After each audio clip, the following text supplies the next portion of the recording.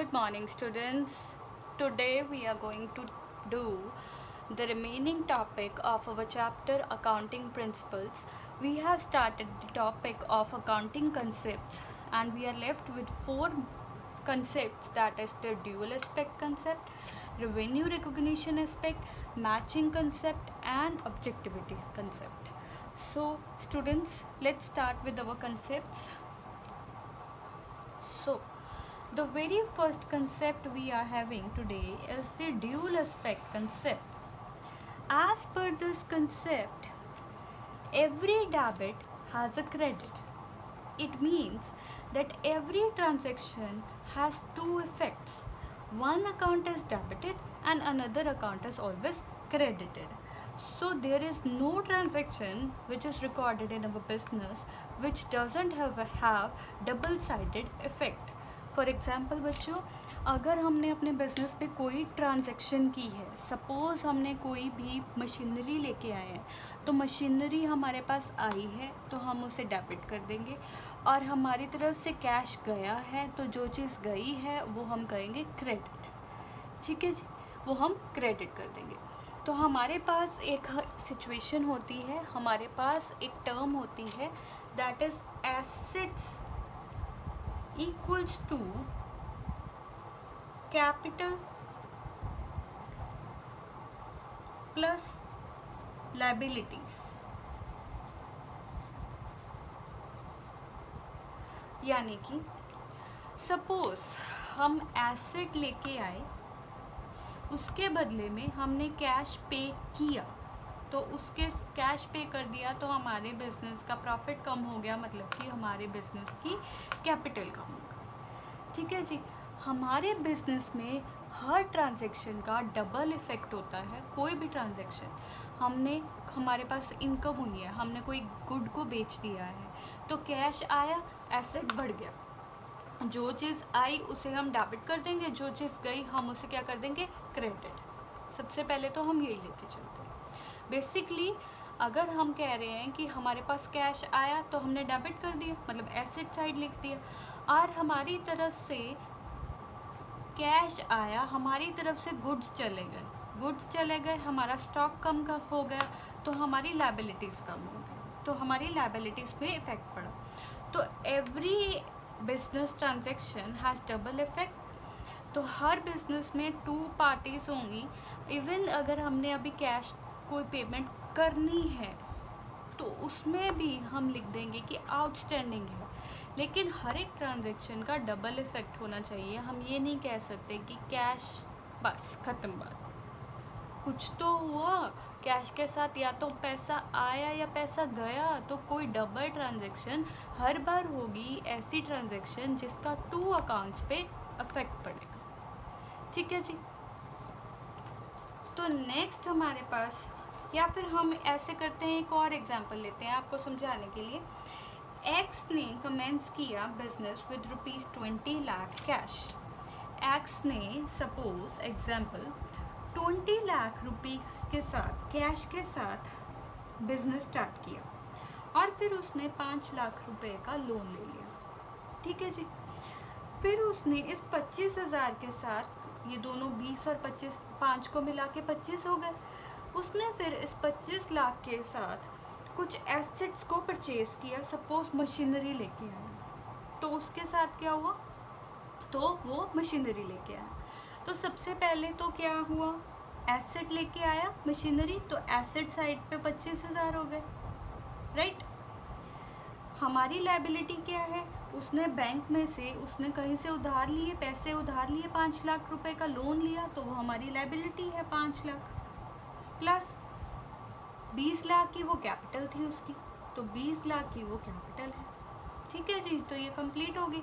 तो हर transaction, suppose हर transaction एक person अपने बिजनेस में 20 लाख की कैपिटल लेके आया, और उसी कैपिटल के साथ उसने एक और लोन लिया, और इन दोनों को मिला के उसने क्या किया, 25 लाख की एसेट खरीदे.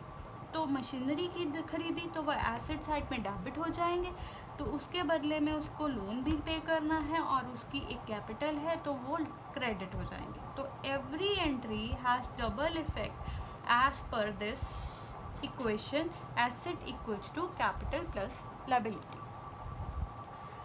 So our next concept now is revenue recognition concept. Revenue recognition concept. As per this concept, a revenue is recorded when earned. A revenue is recorded when earned. तो बच्चों, revenue is the amount which is added to the capital as a result of the business operation. Revenue क्या हुआ बेटा? Net profits जो हमारे business के हैं, और वो प्रॉफिट एट लास्ट हमारी कैपिटल में जाके ऐड हो जाते हैं. तो रेवेन्यू हमारी कैपिटल को इंक्रीज करते हैं. तो रेवेन्यू कैसे बढ़ती है? जैसे अगर हम सेल कर दें, हम कोई सर्विस प्रोवाइड कर दें, हमने गुड्स को सेल कर दिया, तो उससे हमारे प्रॉफिट्स बढ़ जाएंगे, और अगर प्रॉफिट्स बढ़ गए तो हमारे रेवेन्यू बढ़ गए. तो क्या है हमारे पास? अगर हमने कुछ गुड्स को सेल कर दिया तो उस गुड्स को सेल करके हमारे प्रॉफिट्स बढ़ जाएंगे, और अगर प्रॉफिट्स बढ़ गए तो यही प्रॉफिट्स हमारी कैपिटल में जाके ऐड हो जाएंगे, कैपिटल में ऐड हो जाएंगे. तो इस कंसेप्ट के अकॉर्डिंग रेवेन्यू तभी रिकॉर्ड हो जाता है जब वो अर्न कर दिया जाता है. ठीक है जी. रेवेन्यू जैसे कि in case of income such as rent हो गया या इंटरेस्ट हो गया, कमीशन हो गया, वो सभी तभी तभी रिकॉर्ड कर लिया जाता है जब वो अर्न कर लिया जाता है. यानी कि इस कंसेप्ट के अकॉर्डिंग बच्चों जी, रेवेन्यू में हम सिर्फ तभी आइटम को रिकॉर्ड कर लेते हैं जब हमारे गुड का टाइटल या ओनरशिप जो है वो ट्रांसफ़र कर दी जाती है टू द परचेजर. यानी कि हमने इन गुड्स को किसी ख़रीदार को हमने गुड्स को बेच दिया है, तभी वो गुड्स मान लिए जाएंगे कि हमने गुड्स सेल कर दिया, और हम उसे बुक्स में रिकॉर्ड कर लेंगे, चाहे उससे हमें अभी पैसा आया है या नहीं. हम अपने बिजनेस में उस ट्रांजैक्शन को रिकॉर्ड कर लेंगे. ठीक है जी. अगर हम एक एग्जांपल लें कि सपोज एक रेंट है मार्च 2020 का, और हमें पता है 31 मार्च को हमारा बिजनेस बुक्स बंद हो जाती हैं, लेकिन हमें ये रेंट रिसीव हुआ 10 मई को. तो रेवेन्यू रिकॉग्निशन कंसेप्ट के अकॉर्डिंग एक रेवेन्यू को हम तभी रिकॉर्ड कर लेते हैं जब हम वो अर्न कर लेते हैं. तो ये जो रेंट है, मार्च का रेंट, हम 31 दिसंबर की बुक्स में ही रिकॉर्ड कर लेंगे, चाहे हमें इसकी पेमेंट मई में ही क्यों ना मिलनी हो. तो we will record this rent in the books of 31st March 2020. So now next concept that we have is the concept of matching concept. Next concept, write it down, is the concept of matching concept. As per this concept बच्चों, अगर हमारे business में कोई भी हमें revenue receive हो गया है, तो उस बिजनेस को होने के लिए जो एक्सपेंसेस हैं हम अपनी इनकम स्टेटमेंट में तब रिकॉर्ड कर लेंगे जब वो हमारे पास वो रेवेन्यू हमें मिल जाए. ठीक है जी. यानी कि इस कंसेप्ट को बच्चे बहुत ध्यान से सुनना है. इसमें एक ही लाइन बहुत ही ज़्यादा मेन है. तो इसमें है, एग्जाम्पल लेते हैं. इसमें हमारे पास है एग्जाम्पल के अकॉर्डिंग, सपोज हमें इंश्योरेंस प्रीमियम पे करना होता है. ठीक है जी. इंश्योरेंस प्रीमियम हम पार्टली ईयरली बेसिस पे करते हैं, चाहे उस इंश्योरेंस प्रीमियम से हमें होना होता है benefit that is in the form of revenue. जब हमें इस रेवेन्यू की रिसीवमेंट हो जाती है, हम इस रेवेन्यू को रिसीव कर लेते हैं, तो इस रेवेन्यू को रिसीव करने के लिए हमने जो भी खर्चा किया था, हम उसे अपनी बुक्स में, इनकम स्टेटमेंट में तभी रिकॉर्ड कर लेंगे चाहे वो अभी हमने पेमेंट की हो या ना, चाहे we have paid for that revenue or not, but an expenses for receiving this revenue done will be recorded in the income statement of that particular period. मतलब कि हम अपने रेवेन्यू को तभी रिकॉर्ड कर लेंगे और उससे होने वाले रेवेन्यू के होने वाले एक्सपेंसेस को भी रिकॉर्ड कर लेंगे अपनी इनकम स्टेटमेंट में उसी पीरियड में जब हमें वो रेवेन्यू रिसीव हो गया। नाउ नेक्स्ट कंसेप्ट जो हमारे पास है objectivity concept. Next concept is objectivity concept. इस कंसेप्ट के according accounting records are basically based on the objective evidence. हम अपने एविडेंस के ऊपर ही अपने बिजनेस के जो अकाउंट के रिकॉर्ड हैं उन्हें नोट डाउन कर लेते हैं अपने बिजनेस के अंदर।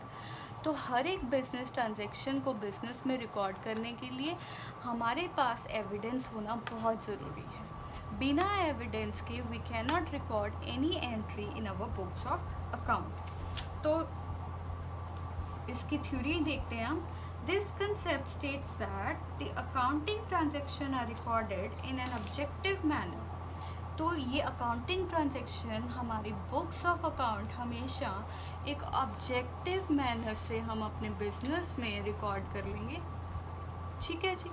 ऑब्जेक्टिव मैनर तभी होगा जब ये free from biasness, free from partiality होंगे। और फ्री फ्रॉम पार्शियलिटी तब होंगे जब हर एक एंट्री को बिजनेस में रिकॉर्ड करने के लिए हमारे पास प्रॉपर प्रूफ्स होंगे, प्रॉपर एविडेंस होंगे, प्रॉपर बिल होगा, इनवॉइसेस होंगे। ठीक है जी। हमने कहीं पे भी कोई खर्चा किया है, कोई भी रेंट पे किया है, कोई भी खर्चा जैसे कि हमने कहीं पे बिल पे किया है, कोई इलेक्ट्रिसिटी बिल किया है, जब हमारे पास उस एंट्री को रिकॉर्ड करने के लिए प्रॉपर बिल होगा, प्रॉपर आइटम डिस्क्राइब होंगी, then it become easy and then our books of account मानी जाएंगी कि हमारी books are free from biasness. So हमारे बिजनेस के अकॉर्डिंग हम सिर्फ उन्हीं ट्रांजैक्शन को बिजनेस में रिकॉर्ड करेंगे जिन ट्रांजैक्शन को सपोर्ट करने के लिए हमारे पास एक प्रॉपर वेरीफाइड डॉक्यूमेंट्स होंगे, प्रॉपर वेरीफाइड वॉचर्स होंगे, जैसे कि invoices, bills and like the agreements. तो एग्रीमेंट्स भी क्या है, हमारे पास प्रूफ होते हैं। तो जिनके प्रॉपर प्रूफ होंगे हम उन्हीं बिजनेस एंट्रीज को, उन्हीं ट्रांजैक्शंस को बिजनेस में रिकॉर्ड करेंगे। तो today's topic is just related to these 4 principles: dual aspect concept, revenue recognition concept, matching concept and objectivity concept. And from day 1 to today we have covered yesterday we have also covered 4 main concepts. Today we have also covered 4 concepts, and on the very first day we have covered 3 concepts. Total there were 11 concepts, and let we revise it. सबसे पहले हमारे पास going concern concept था, जिसमें हम मानते हैं कि हमारा बिजनेस हमेशा चलता रहेगा। A person may die, a person may come, but business will go on forever. Second था हमारे पास कंसेप्ट कंसिस्टेंसी, जिसमें हम कहते हैं कि जो हमने एक बार बिजनेस में ट्रांजैक्शन को करने के लिए फॉर्मूला, कोई भी मेथड यूज़ कर लिया, हमें वही method year two year basis पे उसी को फॉलो करना है। अगर हम नहीं फॉलो करेंगे तो हमारे बिजनेस रिकॉर्ड्स अफेक्ट होंगे।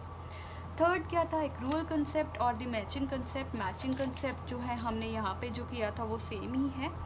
तो इसी में भी हमने ऐसे किया था कि हमारी बिजनेस में वही ट्रांजैक्शन रिकॉर्ड कर लेंगे जो एक्रूअल बेसिस पे होंगी, चाहे अभी हमारे पास कैश आया या नहीं, चाहे हमने कैश पे किया या नहीं।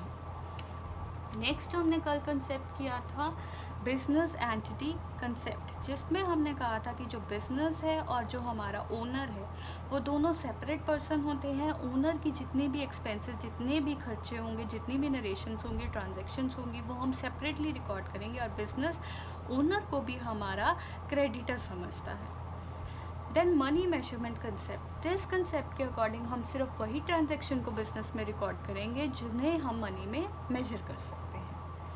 Then 7th point we have the accounting period concept, कि हमारे बिजनेस को करने के लिए भी हमारे पास प्रॉपर पीरियड बताए गए हैं। उसी पीरियड को हमने that is from 1 April to 31 March, उसी अप्रैल हर साल उन्हीं पीरियड में के हमारे प्रॉपर बुक्स ऑफ अकाउंट बनते हैं। Then cost concept, cost concept के अकॉर्डिंग हम अपने बिजनेस में हर ट्रांजेक्शन को उसकी कॉस्ट पे रिकॉर्ड करते हैं, that is the actual cost at which it is purchase, not at the current market price.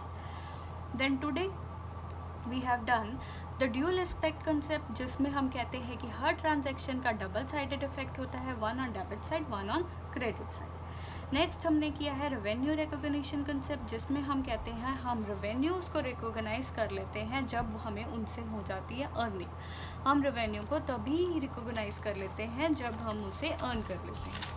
Then matching concept is the same as we have done the accrual concept, that a transaction is recorded even though cash is paid or not. So then the revenue when we have earned from that transaction, then we record all the expenses related to that revenue. Then objectivity concept के according हमारा business का objective होता है कि हम अपने business को free from biasness करें, और फ्री फ्रॉम बायसनेस तभी होगा जब हम अपने बिजनेस में रिकॉर्ड करने वाली हर ट्रांजैक्शन को प्रॉपरली एक एविडेंस, प्रॉपरली डॉक्यूमेंट सपोर्टिंग के साथ बिजनेस में रिकॉर्ड करेंगे। So this is done with our third topic. Tomorrow we will do the conventions. There are 3 main conventions, and after that this topic will be completed. So see you tomorrow. Thank you.